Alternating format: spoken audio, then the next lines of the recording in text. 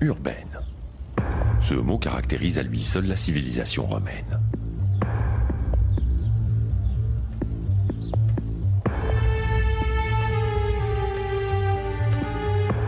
Rome a construit son empire dans la pierre et sur des milliers de kilomètres, de la Bretagne à l'Iran et de la Germanie au Maroc.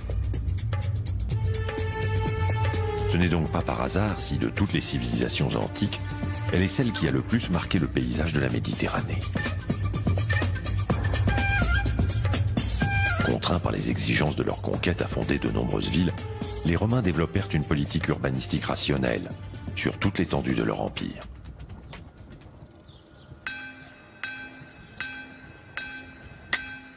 Pour cela, ils s'inspirèrent fortement des Grecs hellénistiques qui, hormis l'Afrique, les avaient précédés sur l'ensemble de leur territoire.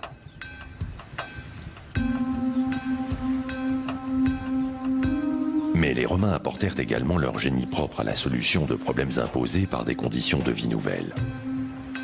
La nature du sol, les possibilités d'approvisionnement en eau, voies de communication, les édifices préexistants, tout entrait en ligne de compte. Colonies, municipes, villes libres ou tributaires, chacune des villes fécondées par Rome possédait une structure particulière, plus ou moins fortement marquée par l'influence indigène. Parmi les filles de Rome, Volubilis en Afrique du Nord et Gerasa au Proche-Orient sont toutes deux le reflet d'une romanisation concertée.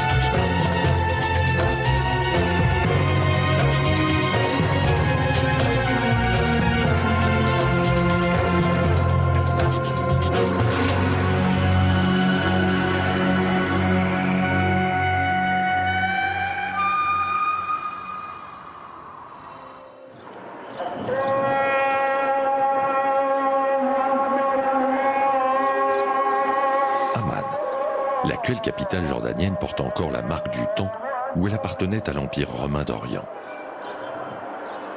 Son théâtre, qui pouvait accueillir jusqu'à 6000 spectateurs, témoigne de l'importance de l'antique cité. Elle s'appelait alors Philadelphia. Quittant Amman, nous mettons le cap au nord, en direction de Jerash, le nom moderne de Gerasa. Les deux cités faisaient partie de la Décapole. Ce nom désignait jadis le territoire qui, sur la rive est du Jourdain, s'étend du sud de la Syrie au nord de la Jordanie actuelle. Cette contrée est assurément l'une des plus fertiles du Proche-Orient. Au IIIe siècle avant Jésus-Christ, les successeurs d'Alexandre le Grand y fondent une dizaine de centres urbains. Modestes par leur taille, mais riches de leur sol et d'une intense vie culturelle, ils ne tardent pas à susciter l'intérêt de leurs voisins, les Nabatéens et les Asmonéens, qui au lendemain de la chute de l'Empire hellénistique se les disputent âprement. Ces luttes d'influence sont interrompues au 1er siècle avant notre ère par l'invasion des Romains.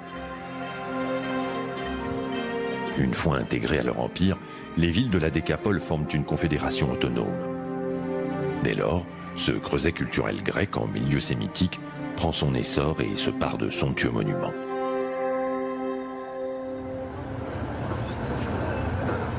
Bientôt, la route ondule à travers les collines verdoyantes du pays biblique de Galaad. Puis gagne le cours inférieur du Zarqa, l'un des affluents du Jourdain.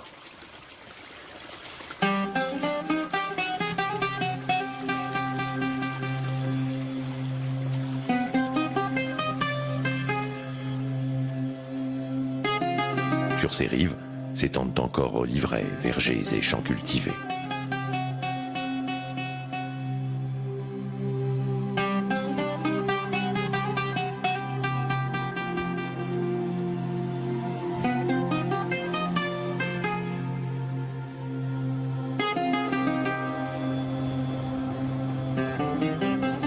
Un dernier virage, et voici la ville moderne de Jerash, implantée en partie sur les vestiges de l'ancienne Gerasa, les plus fastueux de la Décapole.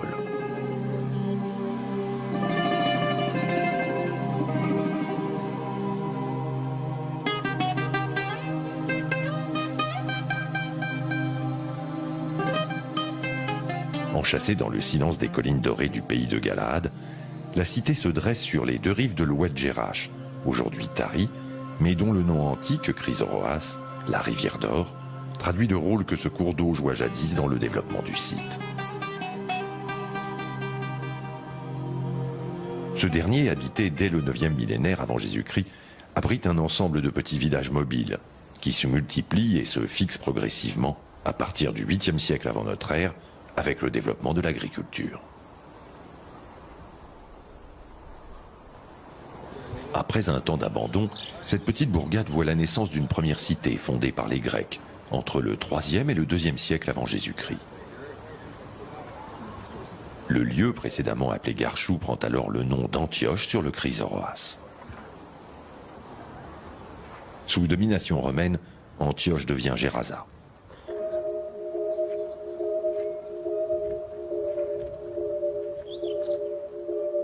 La ville est mise en chantier et atteint son maximum de croissance au 2e siècle de notre ère. Au 3e siècle, alors qu'elle est élevée au rang de colonie, la cité amorce son déclin, rythmé par des invasions et des réoccupations successives. Enfin, le tremblement de terre survenu au 8e siècle porte le coup fatal à la cité, qui ne sera redécouverte qu'au 19e siècle.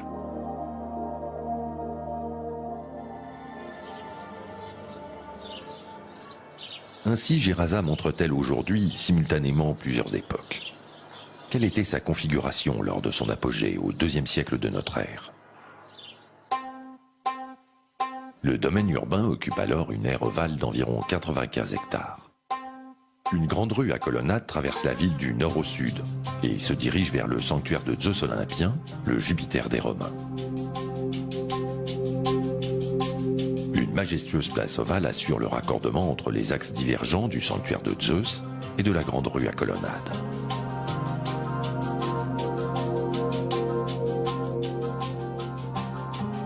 Deux voies est-ouest croisent à angle droit l'axe principal.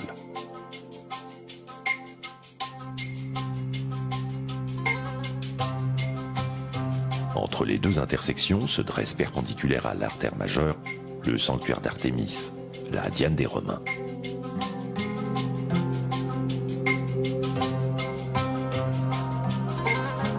Le reste de la ville est organisé suivant un plan en damier et comprend, outre les quartiers d'habitation, des thermes, un odéon, un marché, un théâtre et un hippodrome.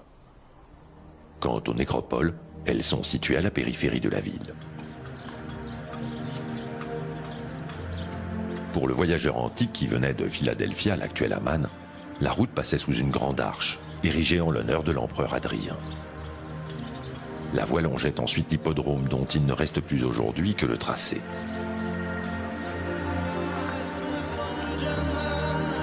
Plus loin, une réplique réduite et contemporaine de la première arche constituait le véritable accès méridional de Gerasa.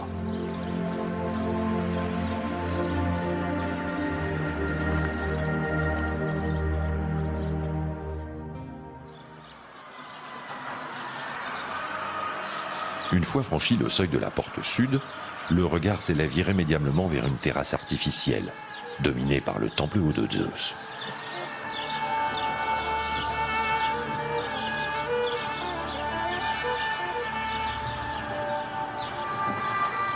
Rattaché au sanctuaire, le théâtre déploie ses gradins en regard de la ville.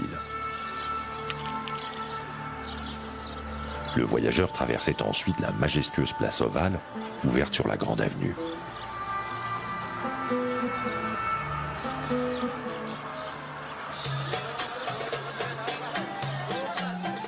De là, il rejoignait les quartiers commerciaux. Au sol, on devine encore la trace laissée par les roues des chariots. Situé le long de la colonnade, de nombreuses boutiques et le grand marché à viande retenaient le chaland.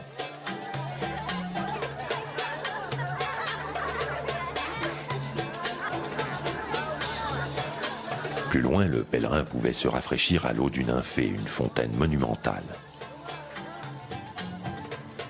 Juste à côté s'ouvrait le domaine sacré de la déesse Artémis.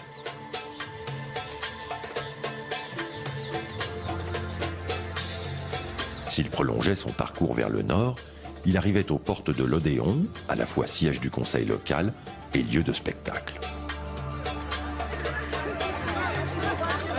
2000 ans après, Gerasa a encore fière allure. Surtout, elle fournit aux visiteurs d'aujourd'hui un bel exemple de ces innombrables cités d'Orient, fondées par les Grecs, et sur lesquelles s'appuyait le pouvoir romain.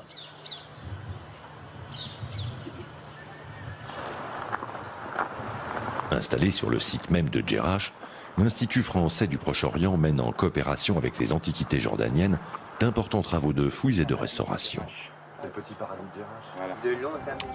Les grandes découvertes sur le site proprement dites, vous l'avez vu, le site présente donc tous ces grands monuments qui étaient quand même connus malgré donc le grand abandon, pas malgré la chance du grand abandon des 6 siècles ou 7 siècles, mais c'est ça qui a été dégagé. L'archéologie proprement dite n'a pas encore dégagé énormément de choses.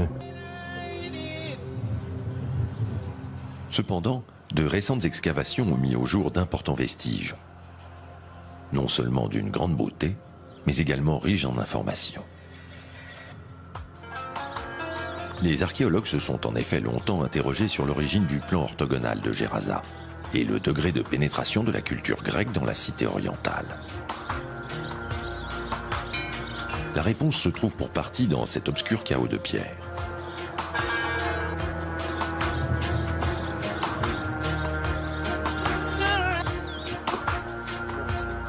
Ces ruines sont celles de plusieurs édifices d'époques différentes, construits sur une grotte sanctuaire.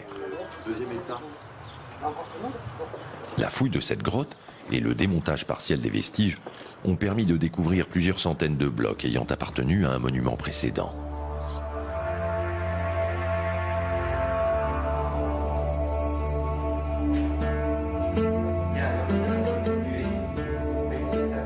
Ces blocs, actuellement conservés dans les soubassements de la terrasse, appelés cryptoportiques, seront prochainement mis en valeur par le musée du Louvre dans le cadre d'un projet franco-jordanien.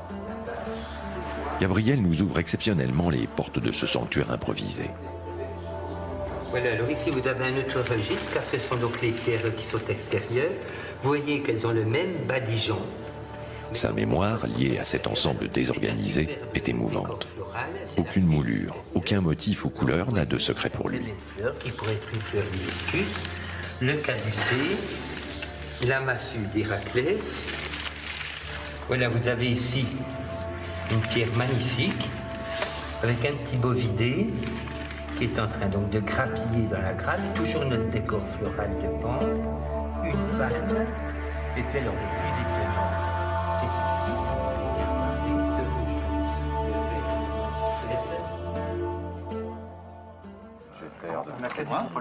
En quoi la découverte de cet énorme puzzle de pierre a-t-il renouvelé l'interprétation de la cité ? Le domaine de Zeus est le résultat d'une longue évolution entamée dès l'époque de la colonisation grecque. Or, son développement a conditionné celui de la ville. Reprenons au début. En arrivant à Gerasa, les premiers colons grecs s'installent sur cette butte, à l'emplacement de l'ancien village abandonné.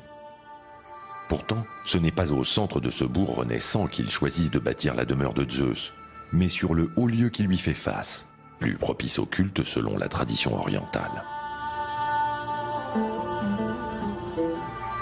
Après avoir nivelé le terrain jusqu'au rocher, selon un rite de purification, les fidèles de Zeus bâtissent au-dessus d'une grotte naturelle un premier temple, ouvert au sud. Par son plan rectangulaire et son décor de pampres, de grenades, de grappes de raisin et de fleurs d'hibiscus, ce saint des saints est typiquement oriental. Au 1er siècle de notre ère, les Romains entreprennent de gigantesques travaux sous la conduite d'un certain Diodoros. L'architecte édifie tout d'abord une terrasse accessible par le sud. Plus tard, il agrandit la terrasse, aménage dans des soubassements une galerie souterraine, le cryptoportique, et bâtit à l'est une entrée monumentale qui devient l'accès principal. Le domaine de Zeus s'ouvre enfin face à la ville. En 66 de notre ère, lors de la première révolte des Juifs hostiles à Zeus, le temple grec est soigneusement démonté.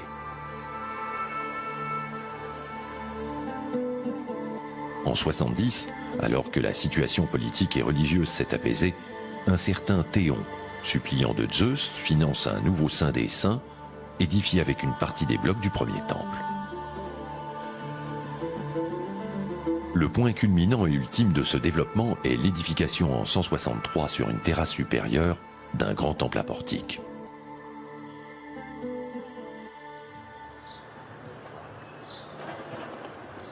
Ainsi, l'ensemble du sanctuaire présente une architecture typiquement orientale et non gréco-romaine. De même, la grande avenue à colonnades ne semble pas être, à proprement parler, une rue, mais plutôt une allée processionnelle en même temps qu'une voie commerciale. Le travail entrepris par les scientifiques sur le sanctuaire de Zeus ne s'arrête pas là. Le gouvernement jordanien a insisté, comme il a insisté d'ailleurs auprès de beaucoup d'autres missions archéologiques, pour que l'archéologie se fasse en parallèle avec la restauration des monuments. C'est un aspect extrêmement important de notre travail, de nos responsabilités, c'est la valorisation, la mise en valeur des monuments qui ont été exhumés ou qui sont en cours de découverte. Mais le processus est complexe. Attention. Il faut tout d'abord relever et identifier tous les blocs.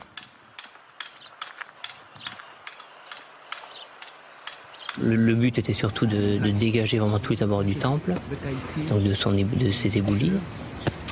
Donc on a poursuivi la méthode qui avait déjà été appliquée quelques années auparavant, c'est-à-dire donc dégagement des blocs, dessin au 50e, donc on appelle ça des minutes de terrain, topographie en 3 dimensions donc de tous ces blocs pour permettre ensuite des restitutions informatiques qui facilitent énormément la restitution pour justement cette phase actuelle de restauration.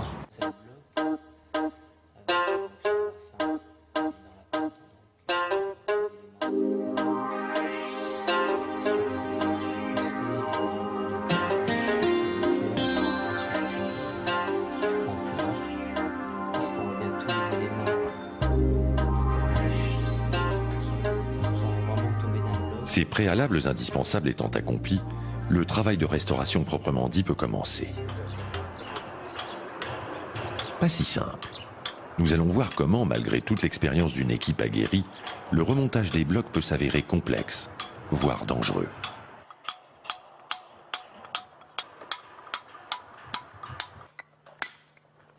Il faut tout d'abord tailler la pierre selon un profil bien précis, dessiné par l'architecte, selon les épures obtenues en laboratoire. Ouais. Les prochains profils à reprendre. Ok. Une fois ça, c'est les deux prochaines. Deux prochaines pour l'ouest, comme ça. Ainsi, tu on vérifies aura... les dimensions et tu Ouais. reprends les profils. Ainsi, comme ça, on va pouvoir boucler le côté ouest. Ouais, et puis après, il faut donc. Il nous en manquera juste un morceau pour le nord quand on aura fini de poser l'angle. La seconde étape consiste à équiper le bloc d'un système d'attache, permettant son levage jusqu'à son lieu de pose. De la même manière que dans l'Antiquité, les hommes sont appelés à décider des solutions techniques les plus appropriées au levage. Chevilles, pinces inversées ou tenons mortaise. Ici, l'équipe opte pour un dispositif de chevillage. Les trous qui vont permettre d'être. Points de lever. Non. Il y a 2 points. Là, on aurait même pu en mettre qu'un seul, peut-être. D'accord. C'est plus par sécurité.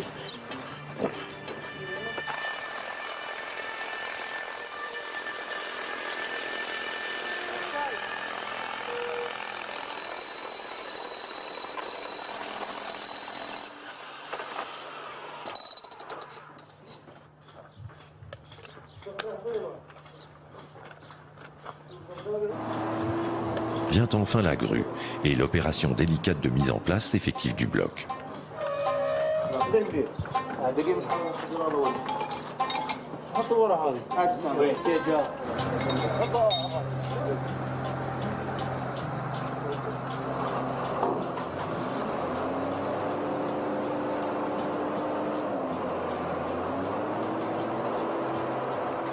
Lorsque celui-ci s'élève pour aller rejoindre ses embases, la corde cède.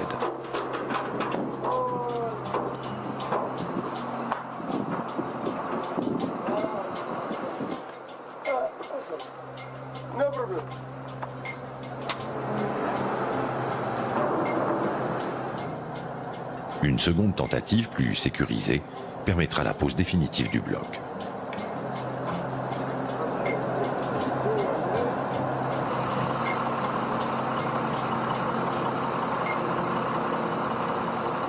Ainsi, jour après jour, le domaine du seigneur de l'Olympe retrouve peu à peu son aspect initial. Mais Zeus ne régnait pas en maître absolu sur Gerasa. Artémis, assimilée à une divinité locale ancestrale, était honorée comme maîtresse de la cité.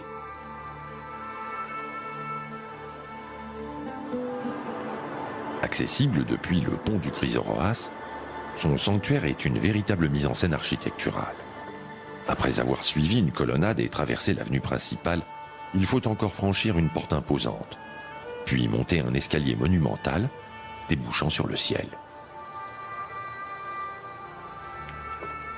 Cet ingénieux dispositif, en suscitant la surprise, met indéniablement en valeur le temple de la déesse. Le domaine d'Artémis est étonnant à plus d'un égard. Tout d'abord, il est inachevé et ne comporte aucune installation ancienne. Ensuite, il est le plus vaste et le plus central de la cité. Or, ce n'est pas vers lui que mène la grande avenue principale, mais vers le sanctuaire de Zeus. Surtout, la présence de deux sanctuaires fédéraux dans la même ville constitue pour les archéologues une anomalie. C'est un cas unique dans la région.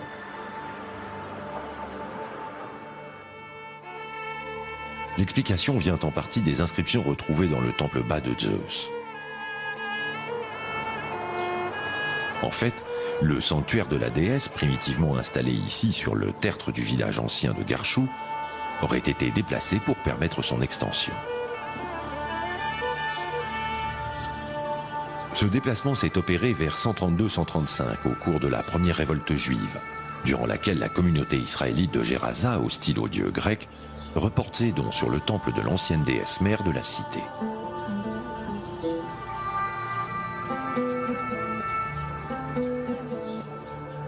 Une trentaine d'années plus tard, c'est au tour du temple d'Artémis d'être abandonné par ses fidèles, faute de moyens financiers.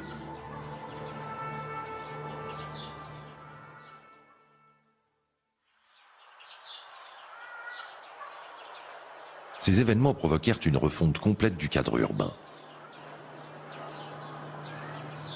Les deux avenues perpendiculaires, à l'origine du Cardo et du Decumanus romain, furent tracées en fonction de l'entrée principale des deux temples, selon une pratique bien connue en Orient.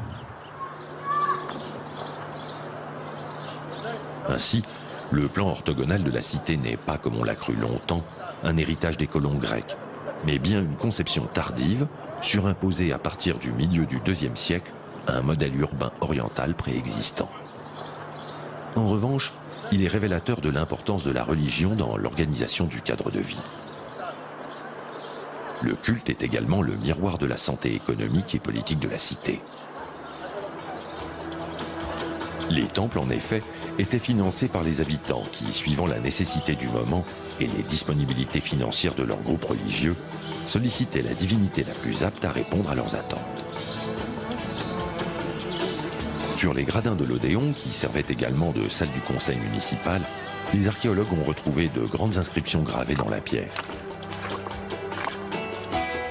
Ces inscriptions mentionnent les noms de 11 tribus religieuses, celles de Zeus et d'Artémis étant les plus importantes avec celles du culte impérial.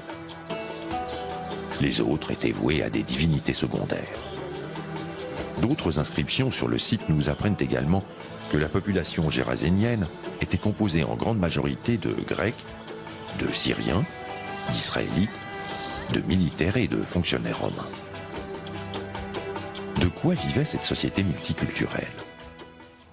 C'est une grande cité qu'on décrit comme étant florissante, impériale, mais il ne faut jamais non plus perdre de vue que c'est une des villes les plus orientales de l'Empire romain, lointaine un peu de tout, et provinciale, et en dehors des grands axes, puisqu'on a la Via Nova, qui est, c'est vrai, à une trentaine de kilomètres, c'est tout près pour nous, et c'était quand même pas très près pour ces gens-là.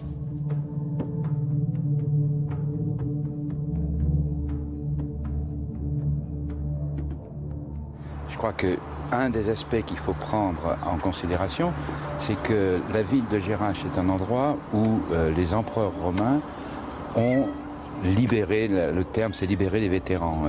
En fait, c'est lorsqu'un soldat romain arrive, qui est un soldat de métier bien sûr, arrive à la fin de son temps, on lui donne des terres qui sont souvent des terres importantes, que lui-même fait exploiter par des esclaves, par les gens locaux.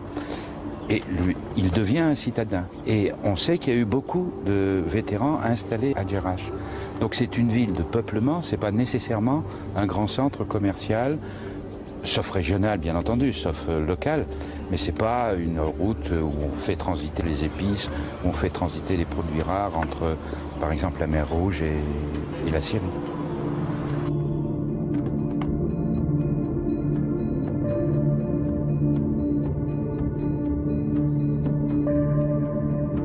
À quelques milliers de kilomètres de là, sur les rives africaines de la Méditerranée, se dressent les vestiges d'une autre cité romanisée au 1er siècle de notre ère.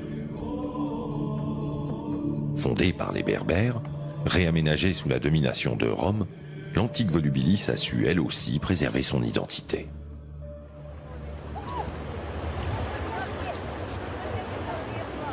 Rabat, la capitale du Maroc, est la seconde étape de notre voyage.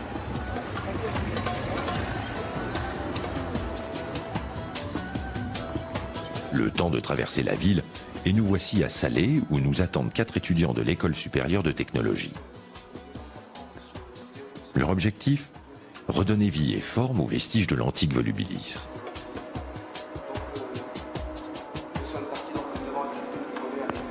Plus précisément, Djihan et Younes se consacrent aux restitutions du centre monumental, tandis que Kamel et Mohamed s'attachent à la reconstitution des maisons nobles de la cité. Elle était composée de 3 parties. Une partie publique, une partie privée, c'est la partie thermale, et puis la partie industrielle qui était occupée notamment par une huile. Alors qu'ils effectuent des dernières retouches, nous mettons le cap à l'est en direction de Volubilis. Quelques centaines de kilomètres plus loin, alors que s'ouvre la plaine du Garbe, nous distinguons les premières pentes du massif de Zéroun. Volubilis n'est plus très loin.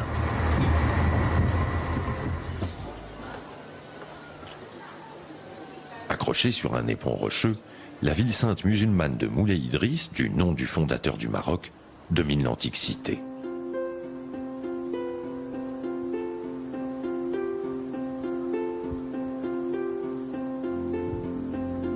Située à 390 mètres d'altitude, au pied du mont Zéroun, Volubilis occupait une position facile à défendre. Surtout, la région disposait de toutes les conditions nécessaires à l'installation de l'homme. Tout d'abord, une abondance en eau fournie par les pluies fréquentes et la présence de 2 sources. Ensuite, une terre et un climat propices à l'élevage, à l'agriculture et à la culture de l'olivier. Enfin, la présence à proximité de carrières de grès et de calcaire ont fourni les matériaux indispensables à la construction d'un centre urbain.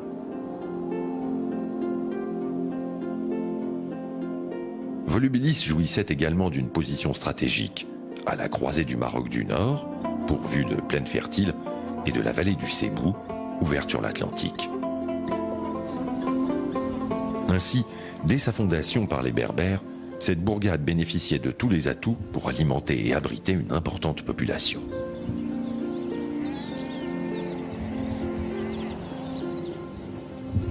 Au IIIe siècle avant Jésus-Christ, elle entre dans l'ère d'influence des grandes civilisations méditerranéennes. Volubilis est alors une cité organisée, pourvue d'institutions, sous l'influence carthaginoise qui se diffuse depuis le littoral.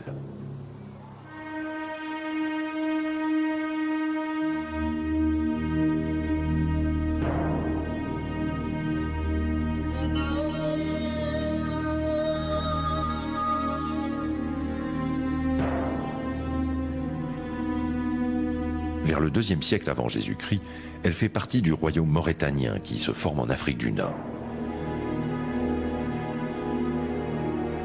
Au tournant de l'ère chrétienne, la ville devient l'une des résidences de son roi Juba II, allié de Rome, puis celle de son fils Ptolémée.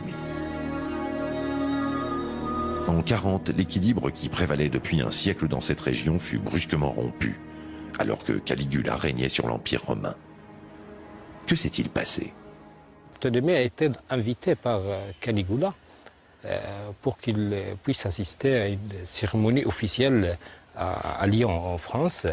Et dès son arrivée donc là-bas, Caligula l'a donné l'ordre de le tuer carrément et de mettre fin à ce royaume et de préparer d'une manière directe l'annexion de la Mauritanie, qui sera après, donc, sous le règne de Claude, divisée en deux provinces. La Mauritanie tangitane à l'ouest et la Mauritanie césarienne à l'est.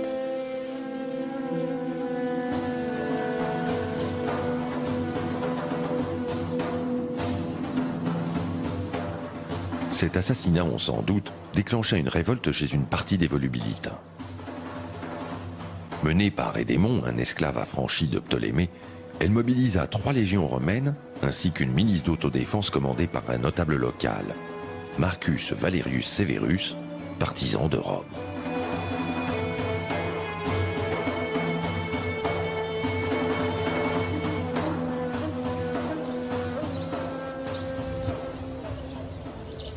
La révolte matée, les miliciens dépêchèrent leur chef auprès du nouvel empereur Claude, afin d'obtenir récompense pour leur aide militaire et leur loyalisme. Cette inscription révèle que cette démarche fut couronnée de succès. La ville fut élevée au rang de municipe, tandis que ses habitants bénéficièrent de nombreux avantages, destinés à s'assurer leur fidélité. L'objectif de Rome ? Faire de la Maurétanie tingitane une marche de l'Empire, plus qu'une province à exploiter.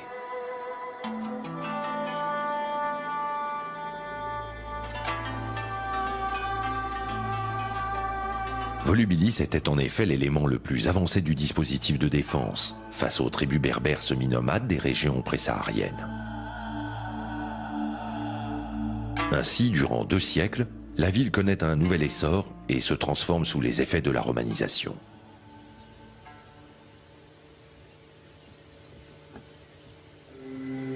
Si son développement semble surtout lié à la présence des nouveaux maîtres, la transition ne semble pas avoir été brutale.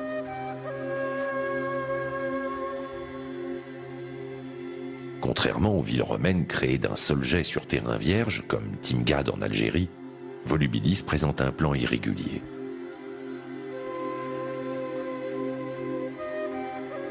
Seul le quartier nord, sans doute inoccupé lors de l'annexion romaine, montre le traditionnel plan en damier.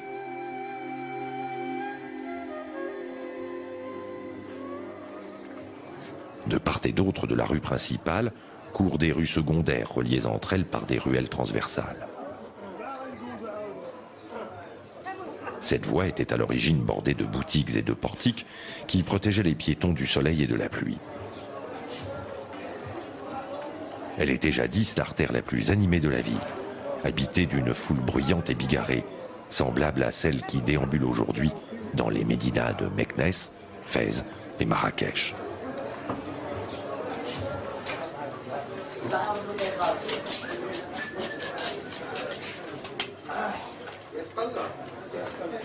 Épiciers, volaillers, poissonniers, libraires ou marchands de belles étoffes y interpellaient le passant, tandis que des musiciens ambulants, des colporteurs, des commissionnaires, des convoyeurs de mulets et des débardeurs y créaient quelques embarras.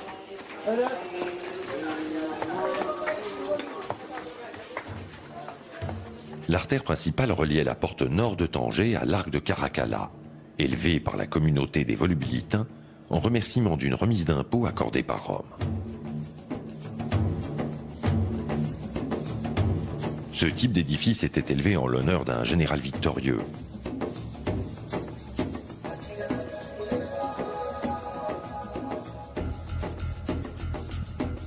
Monument de la propagande impériale, visible de loin, il s'imposait au regard des populations conquises comme la manifestation de la toute-puissance de Rome et de son empereur.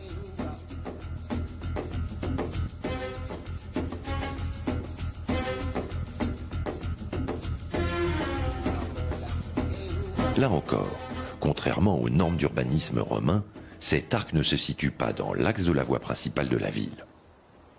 Mais l'influence indigène est également notable dans le décor. Ainsi, la représentation des saisons dans les médaillons, empruntée aux mosaïques, est inhabituelle.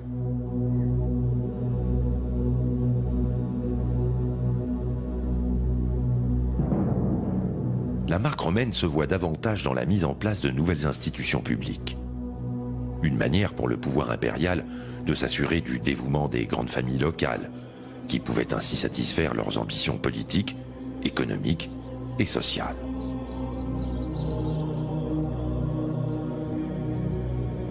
L'aire sacrée du Capitole, où se déroulait le culte officiel, était la première des institutions religieuses. Une autre institution romaine prédominante était le forum. Cœur politique de la cité, c'est là que se réunissait l'Assemblée des citoyens lors des élections, des proclamations et des discours. Cette place est bordée par la basilique judiciaire, où étaient gérées les affaires publiques et administratives de la cité.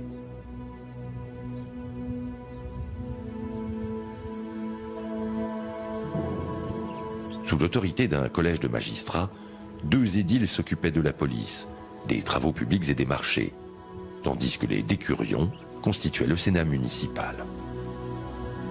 Ces derniers délibéraient de la vie religieuse et des finances, décidaient de la construction des monuments et de l'érection sur le forum des statues en l'honneur des citoyens méritants. L'une des fonctions majeures du forum ou de l'agora grecque, c'est, si vous voulez, c'est la propagande.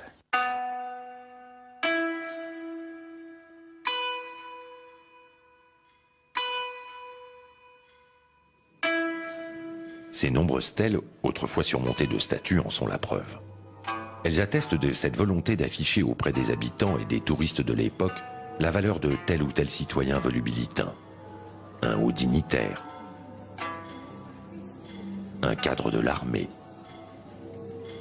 ou bien encore un riche exploitant. Souvenez-vous, Marcus Valerius Severus, ce volubilitain allié de Rome, qui avait libéré la cité des rebelles. Sa stèle est ici sur le forum.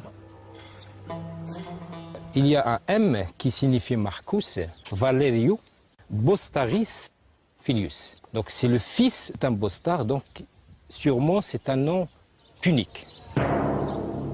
Juste en dessous sont indiquées les fonctions de l'homme honoré.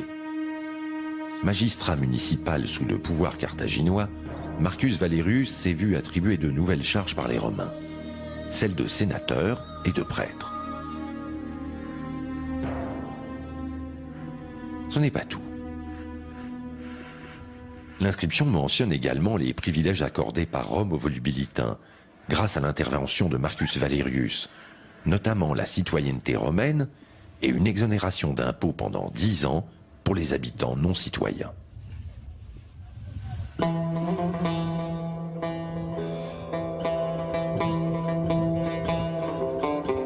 Ces mesures avaient pour but de favoriser l'implantation d'agriculteurs et de négociants, et de repeupler ainsi la région après les événements de 40. Le dernier avantage reçu concerne les biens laissés par les citoyens qui ont connu la mort au cours de la révolte des Morts et qui n'ont pas laissé d'héritier. Donc ces biens de ces citoyens vont être accordés au municipe de Volubilis et non pas au fisc romain.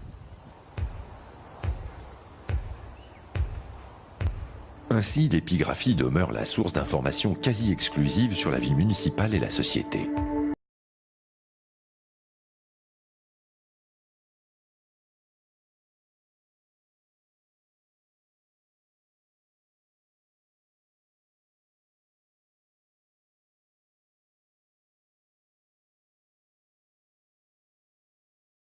Où s'exprimait l'ambition des élites, est notamment l'un des éléments les plus visibles aujourd'hui du processus de romanisation.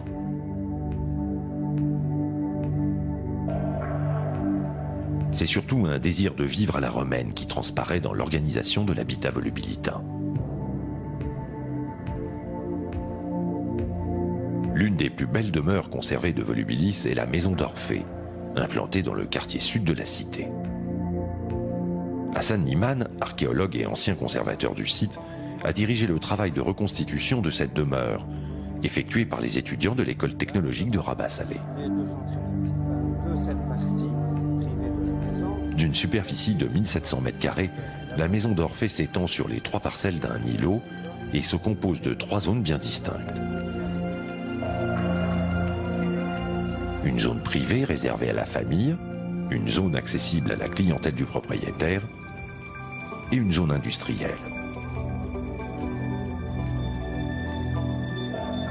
Donc l'accès à la maison ou à la partie privée se fait par 2 portes. Une qui conduit directement vers les thermes et l'autre qui conduit directement vers les parties privées. Et là on accède à la cuisine qui est caractérisée par la présence de ce bassin en tant que réservoir d'eau. Juste à côté, nous avons les latrines. Alors il reste juste un petit trou d'évacuation, mais normalement on devait trouver le siège de latrine ici. Après, on accède à ce couloir qui dessert un certain nombre de pièces et qui s'ouvre, qui donne sur le péristyle.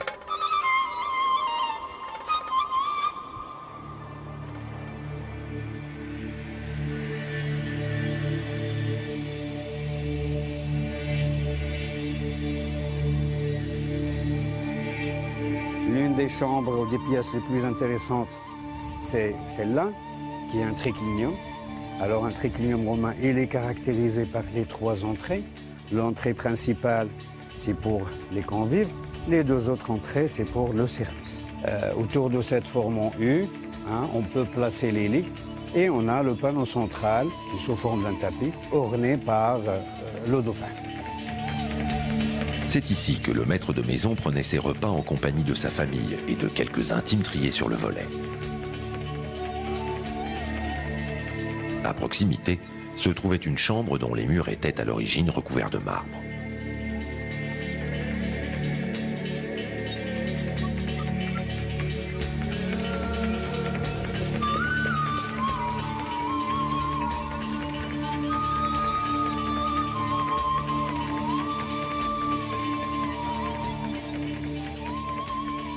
Alors, vu la superficie de la maison, donc 1700 m², eh bien, nous avons 3 places ou 3 cours à ciel ouvert, ce qui permettait donc d'éclairer toute la maison et de l'aérer.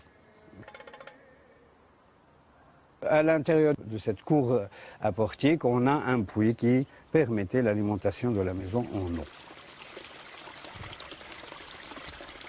La maison d'Orphée était également branchée sur le réseau urbain, afin de fournir en quantité suffisante et de manière constante les fontaines qu'elle abritait.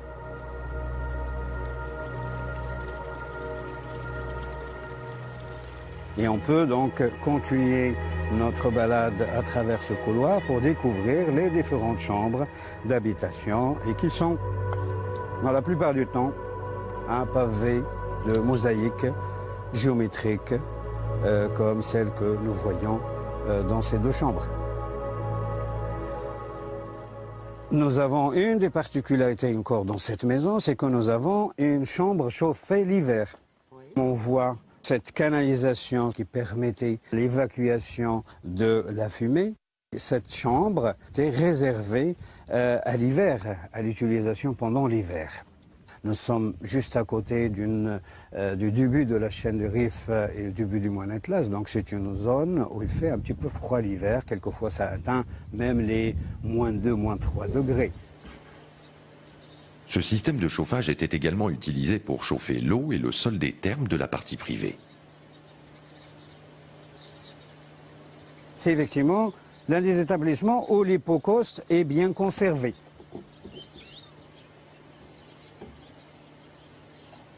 Donc l'hypocauste, c'est cet espace où la circulation de l'air permettait de chauffer les murs grâce à ces canalisations rectangulaires. Et nous avons 2 types de canalisations, des canalisations rectangulaires et vers le fond, nous avons des canalisations circulaires. sur ces pilettes, il y avait des grosses plaques qui étaient réfractaires et sur lesquelles on posait le sol sur lequel les Romains ont pu marcher. Donc il y avait quelqu'un de service qui s'occupait et de la chaudière, de l'eau chaude et d'alimenter les deux foyers en bois pour assurer la chaleur d'une manière continue à cet établissement thermal. Dirigeons-nous maintenant vers l'espace où le propriétaire recevait sa clientèle et quelques hôtes de marque. Cet espace, directement accessible depuis la rue, se compose d'une pièce de réception et d'une cour à ciel ouvert agrémentée d'un bassin.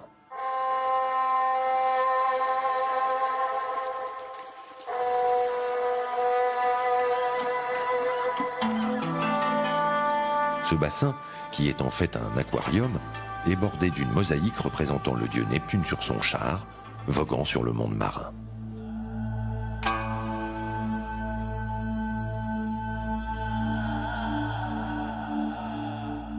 Et c'est aussi une chambre d'apparat d'été. Ça veut dire que le propriétaire et sa clientèle, ils pouvaient s'allonger au bord de ce bassin avec des accoudoirs. Ils pouvaient mettre une assiette et un verre de vin pour apprécier la fraîcheur de la nuit. Cette cour ouvrait sur une grande salle d'apparat réservée à la clientèle du propriétaire. Et le plus intéressant, c'est que nous avons des encoches, comme vous pouvez les constater, ce qui laisse à supposer que ces espaces étaient vitrés. Et c'est ce qui permettait à la clientèle, aux invités, donc d'avoir toujours une vue sur l'atrium et sur ce qui peut arriver donc de l'entrée principale. Cette salle d'apparat est ornée par l'une des plus intéressantes et des plus grandes mosaïques circulaires de Volubilis. Aujourd'hui dissimulée sous un voile de poussière, elle cache bien son secret.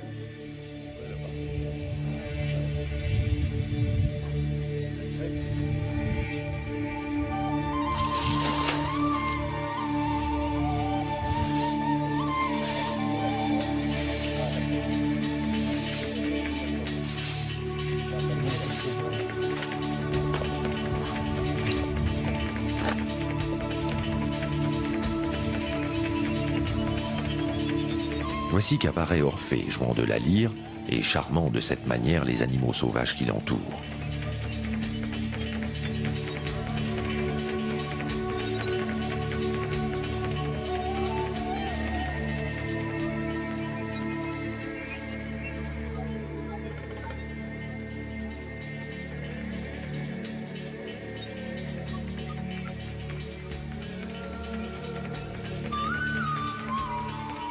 Ainsi, cette vaste villa comportait plusieurs chambres et salles de réception parées de marbre et de mosaïques, des thermes privés et des pièces chauffées en hiver, le tout agrémenté de fontaines et de bassins, sans oublier ici ou là quelques statues de bronze ou de marbre.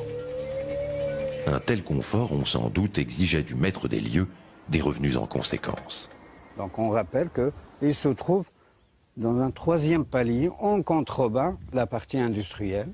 Et nous allons voir que grâce à cette troisième partie, je crois qu'on peut identifier le propriétaire, on peut identifier ce qu'il faisait dans la vie. Donc là, cette partie, nous sommes dans l'huilerie, ou la double huilerie de cette maison, étant donné que nous avons 2 aires de presse. Et on a des grands bassins de décantation, ce qui laisse à supposer qu'on produisait énormément d'huile d'olive. Et l'emplacement de cette huilerie dans la maison laisse à supposer que le propriétaire n'était qu'un grand producteur de l'huile d'olive. Miroir de la grandeur de Rome, Volubilis était également le reflet d'une propre réussite économique, sociale et culturelle de la civilisation mauritanienne.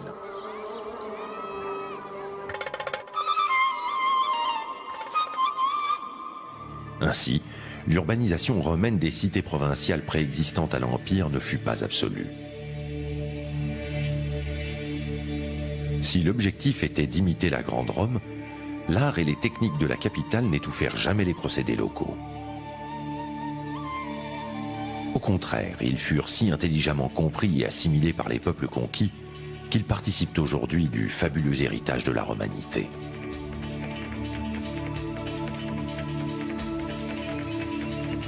Un héritage dont l'âme vibre encore au rythme des festivals.